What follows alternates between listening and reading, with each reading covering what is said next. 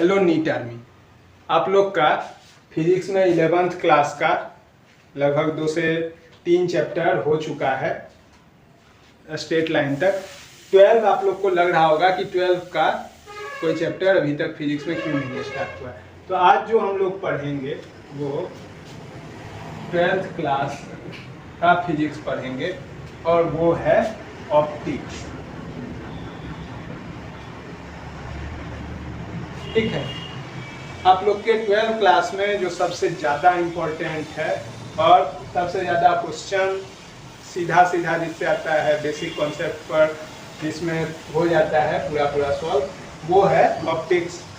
तो ज़्यादा नंबर और ज़्यादा तेज़ी से पहले जो हम लोग पढ़ सकते हैं वो ऑप्टिक्स आज शुरू करते हैं। देखिए, ऑप्टिक्स आप लोग को जो 12th क्लास में पढ़ना है वो 2 चैप्टर है। एक है जो कि कवर करता है रे ऑप्टिक्स को और दूसरा है जो कि वेव ऑप्टिक्स को कवर करता है। अब रे और वेव ये दोनों अगर आप ध्यान से देखिए तो यहाँ पर रे भी एक टाइप का वेव ही है, लेकिन यहाँ पर हम लोग सिंपल रे को अगर स्ट्राइक करवाते हैं किसी ग्लास के लेंस से या फिर मिरर से, तब वहाँ क्या होता है।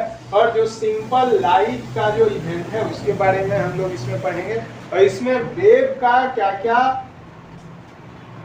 उसमें रिफ्लेक्शन या फिर पोलराइजेशन, एक वेव को दूसरे वेव से मिला के आप क्या कर सकते हैं।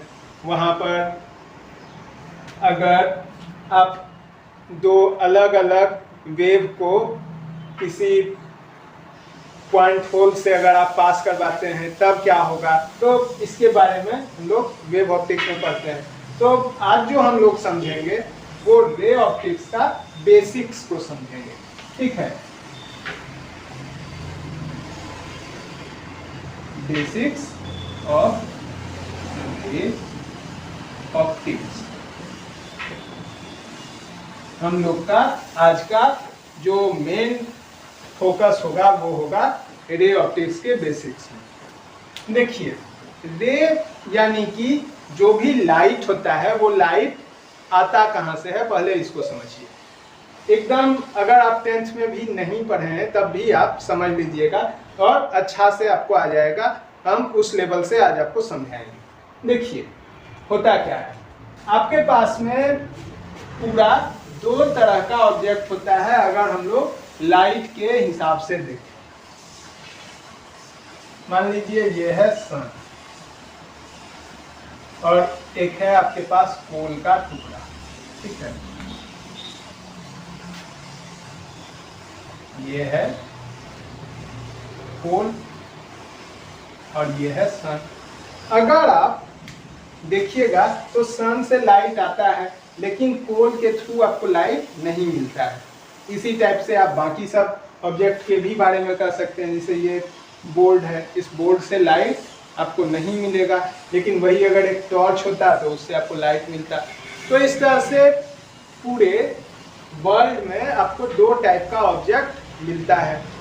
एक ऑब्जेक्ट होता है जो कि लाइट प्रोड्यूस कर सकता है, आपको उससे लाइट मिल सकता है। दूसरा जिससे कि आपको लाइट नहीं मिल सकता है, इसको बोलते हैं ल्यूमिनस।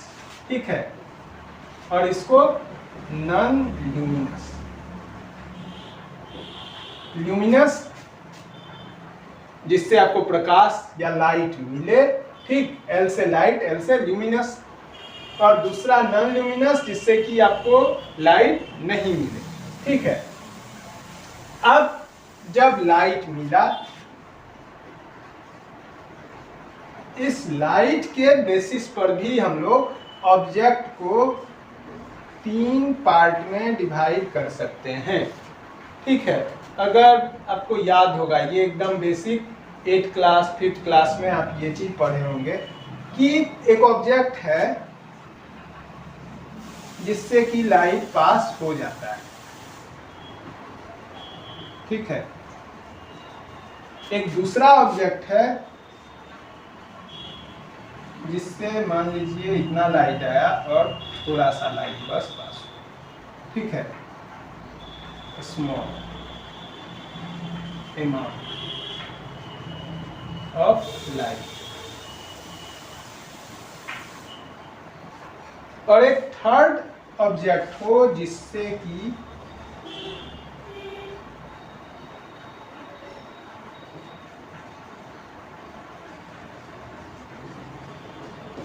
कोई लाइट पास नहीं हो, ठीक है। अगर यहाँ पर ये लाइट है तो इस तरह से आप देख रहे हैं 3 टाइप का हुआ। इसको क्या बोलते हैं, यहाँ पर चूंकि पार हो रहा है लाइट, इससे पास हो जा रहा है तो इसको ट्रांसपेरेंट बोलते हैं। यहाँ पर पार्शियली पास हो रहा है तो इसको ट्रांसलूसेंट, और जिससे पूरा पास नहीं हो पा रहा है, एकदम एक भी लाइट बीम उससे पास नहीं हो पाया, उसको ओपेक, ठीक है। तो इस तरह से लाइट के पास होने के बेसिस पर, लाइट उससे पास आउट हो जाए उसके बेसिस पर 3 टाइप का ऑब्जेक्ट था। सबसे पहले हम लोग लाइट मिले या कोई लाइट आपको दे उसके बेसिस पर 2 टाइप का ऑब्जेक्ट था, लुमिनस, नॉन लुमिनस। अब लाइट जब मिल गया लुमिनस से, टॉर्च से, सनलाइट से, ठीक है, या फिर किसी दूसरे लाइट सोर्स से आपको लाइट मिल जाए, बल्ब से, आपके मोबाइल के फ्लैश लाइट से, तो इनसे जब लाइट मिल गया तो उस लाइट के बेसिस पर फिर से ऑब्जेक्ट 3 टाइप का हो गया, ट्रांसपेरेंट, ट्रांसलूसेंट, ओपेक, ठीक है। यहां तक समझने में कोई प्रॉब्लम नहीं होना चाहिए।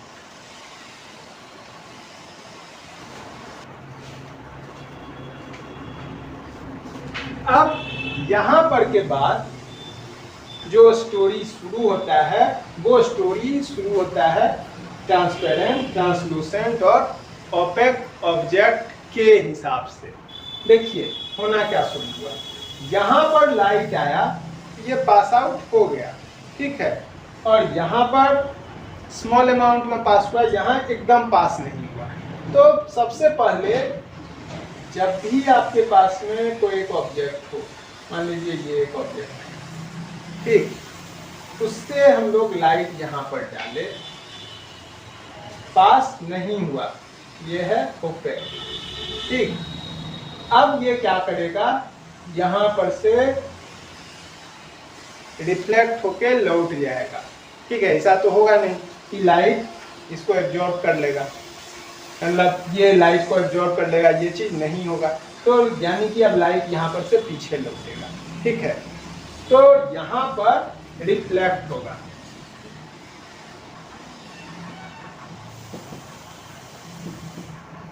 रिफ्लेक्शन। ये जो रिफ्लेक्शन हुआ, इस रिफ्लेक्शन के साथ कुछ रूल रेगुलेशन भी फॉलो करता है लाइट। आपको ये चीज पता है कि लाइट हमेशा स्ट्रेट लाइन में ही चलता है। जैसे अगर हम लोग यहाँ पर एक होल कर दें और इधर से हम लोग देखें, तो चूंकि ये स्ट्रेट है तो हम लोग को यहाँ से इधर नजर आ जाएगा। लेकिन वही अगर हम लोग इसको ऐसे करके लगाते हैं, ठीक है, मोड़ के, तो लाइट ऐसा नहीं होगा कि यहाँ पर से लाइट अंदर जाए और फिर इधर घूम के इधर से बाहर आ जाए। ये चीज लाइट नहीं कर सकता है, ठीक है।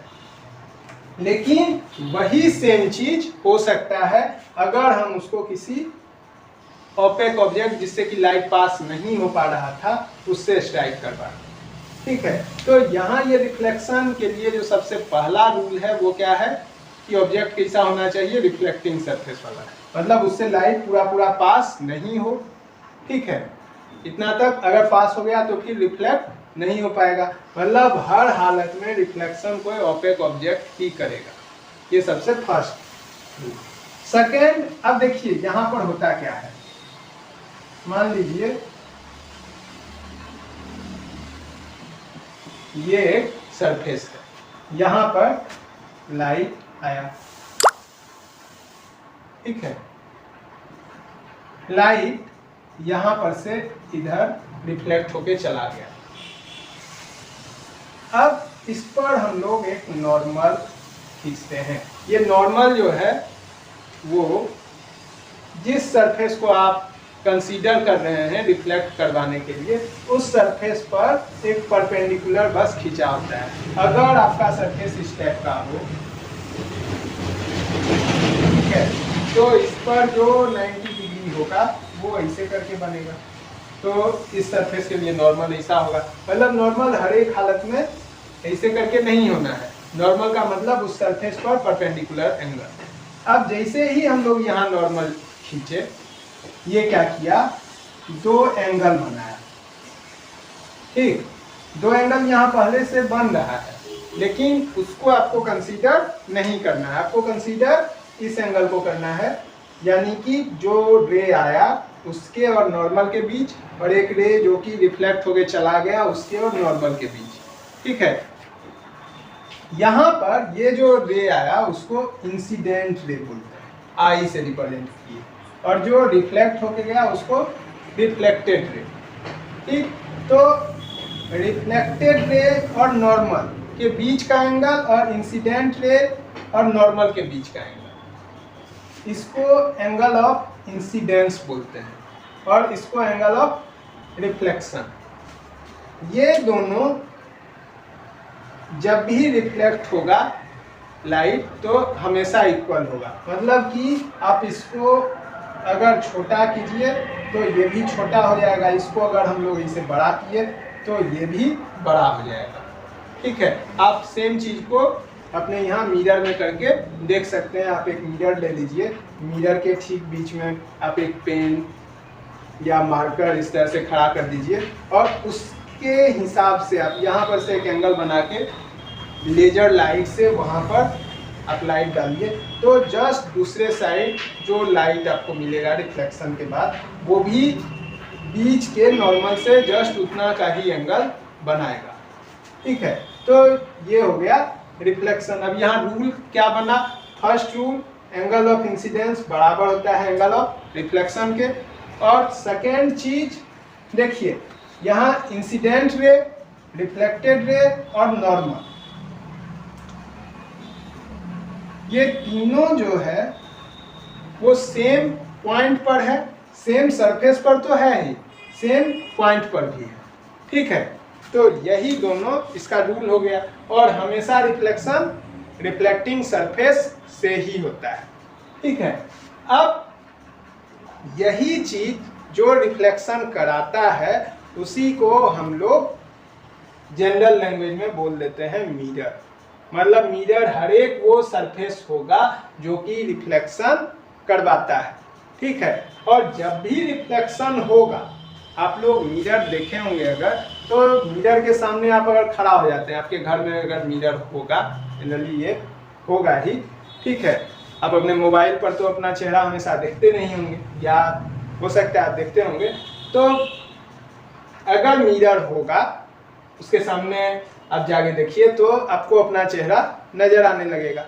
ठीक, ये कोई बड़ा चीज नहीं है, लेकिन ये हुआ क्यों, वहां पर होना क्या शुरू हुआ कि जो आसपास का लाइट था वो आपके पास आया, फिर आपसे टकरा के मिरर के पास गया, फिर मिरर से टकरा के वहां पर उसका इमेज बना, और वो इमेज सेम फिर वहां पर से जो लाइट टकरा के आया रिफ्लेक्ट होके, वो आपके रेटिना पर इमेज बनाया, और वही आपको दिखाई देना शुरू कर दिया। ठीक है, तो अब ये वीडियो चूंकि ज़्यादा लंबा हो गया आपको बेसिक समझाने में, तो इसमें नेक्स्ट जो हम लोग समझेंगे वो इसके रिफ्लेक्टिंग सरफेस यानी कि मिरर के बारे में समझेंगे। अगर आपको याद होगा तो मिरर टाइप का हो सकता है। देखिए, एक सिंपल जिसका कि सरफेस एकदम स्ट्रेट हो, ठीक, प्लेन, उसको बोलेंगे प्लेन मिरर। दूसरा हो सकता है स्फेरिकल या कर्व सरफेस वाला, ठीक, जिसे यहाँ है ये कर्व सरफेस है। अब ये कर्व भी दो टाइप का हो सकता है, एक इनवर्ड कर्व और दूसरा आउटसाइड कर्व। ठीक है, सेकेंड जो पोर्शन है वो एकदम ढका हुआ रहना है, तो उसका कोई यूज होना है नहीं। अब यहां पर से रिफ्लेक्शन होगा और इसमें यहां से, तो इस तरह से ये दोनों हो गया स्फेरिकल और ये हो गया प्लेन। ठीक, अब स्फेरिकल का भी जो दो टाइप है वो है एक जो कि केव, ठीक है, जैसा बना रहा है, तो इसका नाम हो जाएगा कॉनकेव, ठीक है, ये हो गया, और ये हो गया कॉन्वेक्स, ठीक। इसका जस्ट उल्टा, ये बाहर की तरफ उभरा होगा इस तरह से, ठीक है, ये अगर यहां पर से रिफ्लेक्ट कर रहा है तो इसको कहेंगे कॉन्वेक्स, और अगर ऐसा हो यहां से रिफ्लेक्शन हो रहा हो तो उसको कहेंगे कॉनकेव। तो आज हम लोग यहां तक ही समझते हैं, नेक्स्ट वीडियो में इससे रिलेटेड जो फॉर्मूला है उसको समझेंगे और किस तरह से इसमें इमेज का फॉर्मेशन होगा उसको किस तरह से कैलकुलेट करेंगे। अगर हम लोग दो मिरर, दो कॉनकेव मिरर या दो कॉन्वेक्स मिरर को एक साथ लगाएं आमने सामने, तो किस तरह से इमेज के पोजीशन में चेंज लाया जा सकता है, उसके हाइट में कैसे चेंज आ सकता है, इस चीज़ को समझेंगे, ठीक है।